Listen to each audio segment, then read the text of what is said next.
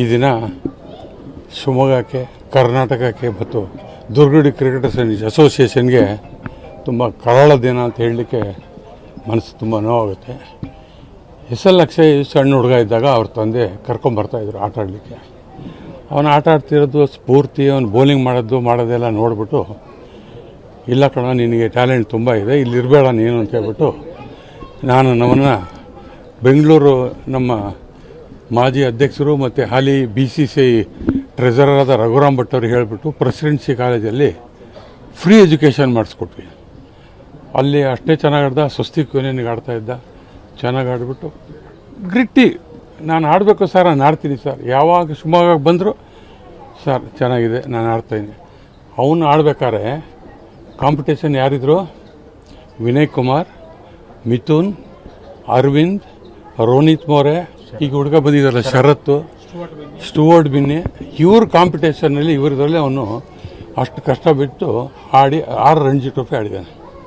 ಶಿವಮೊಗ್ಗದಲ್ಲಿ ರಣಜಿ ಆದಾಗ 11ರೊಳಗೆ ಚಾನ್ಸ್ ಇರಲಿಲ್ಲ ಅವರಿಗೆ. ಸುಧಾಕರ್ ರಾವ್ ಚೇರ್ಮನ್ನು, ಸೋಮಶೇಖರ್ ಶಿರಗುಪ್ಪಿ, ಜಶ್ವಂತು, ಅನಿಲ್ ಕುಂಬಳೆ, ಜಾವಗಸ್ಕರ್ ಅಂತ ಎಲ್ಲ ಬಂದಿದ್ದರು. ಸರ್, ಶಿವಮೊಗ್ಗದಲ್ಲಿ ಮೊಟ್ಟ ಮೊದಲ ನೆಹರು ಸ್ಟೇಡಿಯಮಲ್ಲಿ 2 ಆಗಿದೆ. ನಮ್ಮ ಗ್ರೌಂಡಲ್ಲಿ ನಮ್ಮೂರಲ್ಲಿ ನಮ್ಮ ಹುಡುಗ ರಣಜಿ ಆಡಲೇಬೇಕು. ನನಗೆ ಶಿವಮೊಗ್ಗದಲ್ಲಿ ನಮ್ಮ ಹುಡುಗ ರಣಜಿ ಇಲ್ಲಾಂದರೆ ನಾಳೆ ಬೆಳಗ್ಗೆ ನಾನು ಬಿಟ್ಟು ಹೋಗ್ತೀನಿ, ರಿಸೈನ್ ಮಾಡ್ತೀನಿ ಅಂತ ಹೇಳಿದ್ದಕ್ಕೆ ಪಾಪ ರಾತ್ರಿ 1 ಗಂಟೆಗೆ ಕಂಟ್ರಿ ಕ್ಲಬ್ಬಲ್ಲಿ ಕೂತ್ಕೊಂಡು ಕನ್ವಿನ್ಸ್ ಮಾಡಿ ಹೇಳಿದ್ದಕ್ಕೆ 11ರಲ್ಲಿ ಆಡಿಸು. ಅವತ್ತು ಸ್ಟುವರ್ಟ್ ಬಿನ್ನಿ ಅವರು ಸೇರಿಬಿಟ್ಟು ಒಂದು ಎಷ್ಟೋ ರನ್ ಪಾರ್ಟ್ನರ್ಶಿಪ್ಪು ಮತ್ತು 40-45 ವಿಕೆಟ್ ತೆಗೆದ. ಶಿವಮೊಗ್ಗದಲ್ಲಿ ಅದೊಂದು ನಮ್ಮೊಂದು ಹೆಮ್ಮೆಯ ವಿಷಯ. ನಮ್ಮ ಹುಡುಗ ನಮ್ಮೂರಲ್ಲಿ ಆಡಿದ ನಮಗೆ ನಿಜವಲ್ಲ ಸಂತೋಷ ಇದೆಯಾ. ಅಂಥ ಹುಡುಗನ್ನ ಇವತ್ತು ಕಳ್ಕೊಂಡಿದ್ದೀವಿ. ಮಾತು ಮಿತ, ಕೆಲಸ ಹಿತ ಅಂದರೆ ಅಕ್ಷಯ್. ಏನು ಅಕ್ಷಯ್ ಕಾಂಪಿಟೇಷನ್ ಸರ್ ಇರಲಿ ಬಿಡಿ ಸರ್, ನಾನು ಆಡ್ತೀನಿ, ಅಷ್ಟು ಕಾನ್ಫಿಡೆನ್ಸ್ ಅವನಿಗೆ. ಬಟ್ ನಾವು ಅಂದ್ಕೊಂಡಿದ್ದೆ ಒಂದು ವಿಧಿ ಆಟನೇ ಬೇರೆ.